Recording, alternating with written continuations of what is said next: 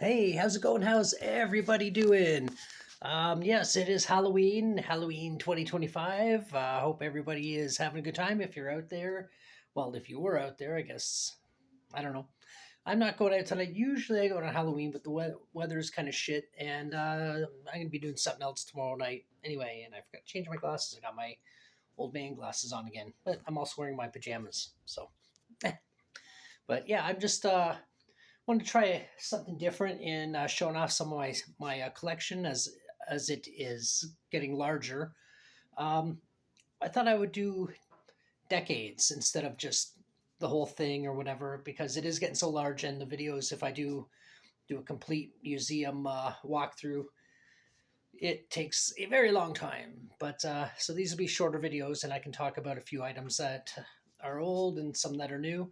I thought I would start right in the middle because the biggest things in my collection are the 1930s collectibles, which, well, the NECA collectibles based on mostly Universal films, the Universal horror movies, and I got a lot of stuff in the 1980s. And these things aren't going to be all necessarily horror movies, even though that is the vast majority of my museum, my collection. Um, so I'm going to start right in the middle because it's where I got the least amount of things, which is the 1940s and 1950s. I was going to do 1960s too, but then I realized I actually do have more 1960s type stuff than I realized. Planet of the Apes stuff in particular, and some things that are on the shelf that are kind of hard to get to, and it's kind of dark out right now, and the living room's kind of dark, so I didn't want to fall down and hurt myself and break something. So anyway, let's just get to it. So you can see that the 1940s and 1950s stuff isn't really a huge collection. There's only a few things here by comparison. If I was doing the 1930s, I was going to do the 1920s and 30s as one. This whole dresser top would be completely full. So this was a good starting point, nice and simple. And there's Lemmy. There she is. There's two Lemmys. We have two Lemmys. Okay, so we'll just start off in the back here. This is a Wolfman figure, obviously. Wolfman 1941, Lon Chaney, Bela Lugosi, and Claude Rains is in that, yeah, in that film. This is the Kenner doll, the 12-inch Kenner figure. You see, it's not like super high quality, but it's still kind of cool. The movements are basically like the Star Wars Kenner toys, just the arms and the legs move up and down. I don't even think the head swivels, to be honest, but they're not particularly valued. This one I think was from 1999, 1998 when it came out as a collection. I got a few of these that I'll show in other videos when I get to those decades. And then over here I got the Fly, Vincent Price. Actually, was he in the first one? I can't remember. I'm watching so long. Is he in the first one or the second one? And there's Lemmy. Don't knock everything over. I'd appreciate that. But anyway, this is Mego from Mego Toys, and they're more child friendly in the way they're made. But I really liked it when I saw it. It just okay. Let me know. Sorry, lemons. You can't be up here. You're gonna knock things over. I know you're just being curious, but I kind of liked it. It's one of the better Mego figures, I think. It's got some pretty good detail in the face, and the figures are fairly moderately priced compared to like some of the other brands, NECA, Diamond Select, McFarlane, obviously. But you can also see the difference in the detail. Over here, this is I can't remember what they're called, but this is from this island Earth. One of the aliens. Like I really don't remember the name. A brainy looking ball sack head, but kind of an interesting character. How they did the extra joint in the hands, in the arms there. In the film, that is, this is the black and white version. There is a colorized version of this character. Not a real big fan of the movie in particular. I just really like the aliens, but this came in a box set with a couple other figures that I bought. But it's grown on me as well. But it is a really cool looking figure. And over here we got Creature from the Black Lagoon. I think it was like, this came out, what, 1952 or 1954? I can't remember.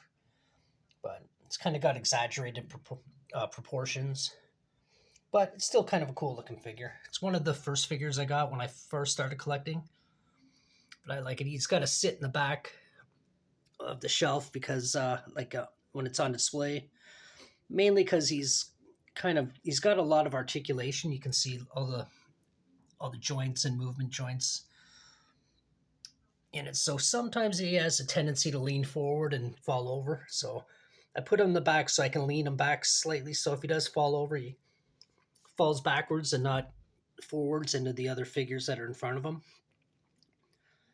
And he's also very tall. So I think he's almost 12 inches tall for a NECA figure. I think it's NECA. It's fairly tall. Usually they're not quite so big. But yeah. Anyway, I got another creature down here, creature from the Black Lagoon. This is from oh man, what are they called? I talk about them all the time because I usually don't buy them that often. Reaction. It's a reaction figure. That's what it is.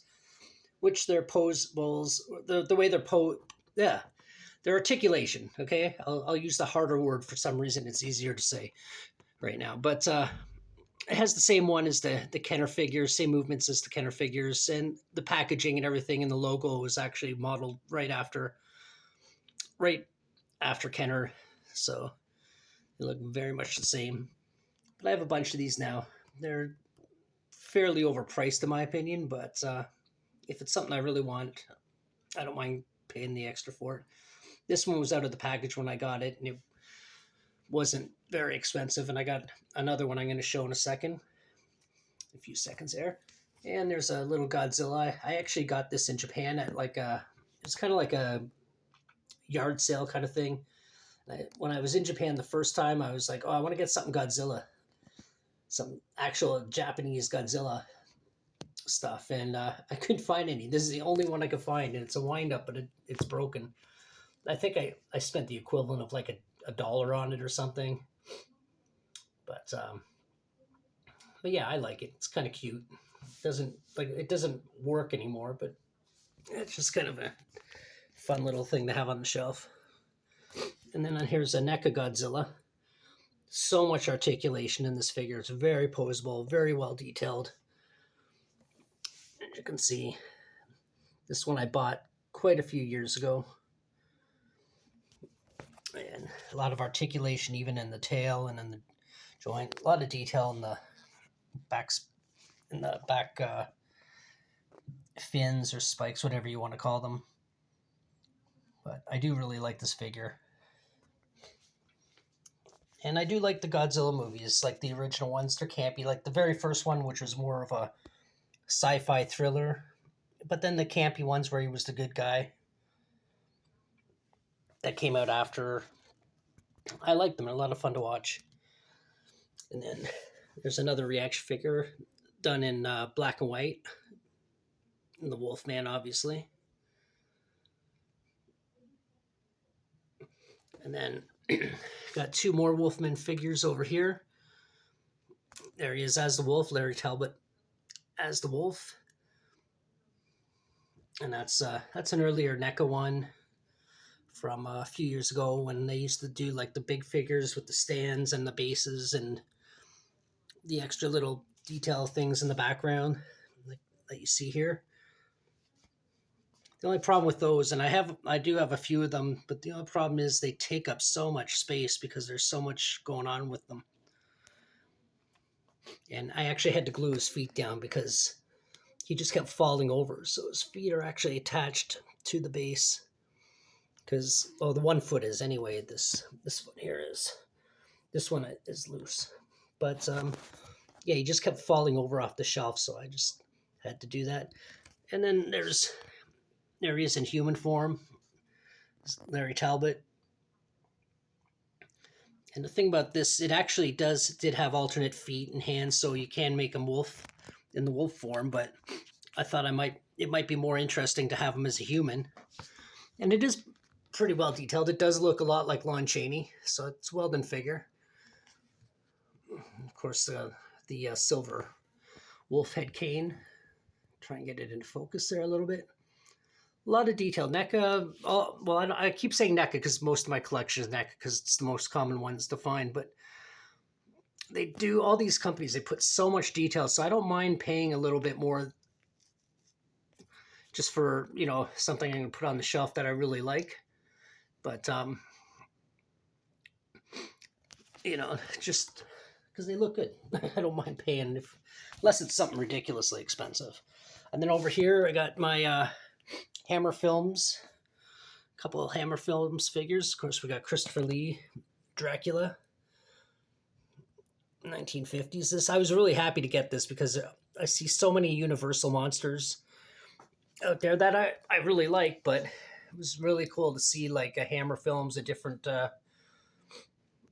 brand or a different film company, different era. Dracula, the blood on there, and the head I chose, and flaming candlestick, and the fact the cape is loose. It's not just a piece of plastic, molded plastic, as a lot of them are. But it looks good. Yes, I hear you, Lemmy. I love you too. And then I got my Van Helsing right here, Peter Cushing, of course. Now it's interesting because it's like I have two figures, but in reality, I bought one figure, and how you have the alternate heads, the alternate hands. Well, this one here, you had an alternate torso, and the figure came with that torso. On the legs, I had to build a little stand because the feet were a little wonky. So, but most of that's hidden behind other figures. But anyway, yeah, it came with two torsos. Sorry, Lenny distracted me because she just popped up on the shelf again. But then I realized if I put this torso on the legs, which is a really cool looking torso, really cool looking toy rather, I can still use this torso and just make a little stand for it. And then voila, I got two figures out of one. So that was kind of cool that I discovered that. So otherwise, one of these would just be in the drawer somewhere. Oh, Attack of the Giant Cat. I know, you're just nosy and curious. But yeah, these are some of the stuff, or the stuff I have from the 1950s and the 1940s and 1950s. If you want to like, comment, subscribe, you know, all that fun stuff. If you got stuff in your collection, or you want to comment about some of the things in my collection, then yeah, please do. I will get back to you. And if you got links or any to your own videos, rather. Sorry, I'm just trying to make sure the cat's not going to knock stuff over. But yeah, please tell me about them, where I can take a look at your stuff and comment on that as well. Anyway, this is a weird ramble at the end, and I apologize, but I'm going to cut this video off now. Thanks for watching, and until the next one, bye.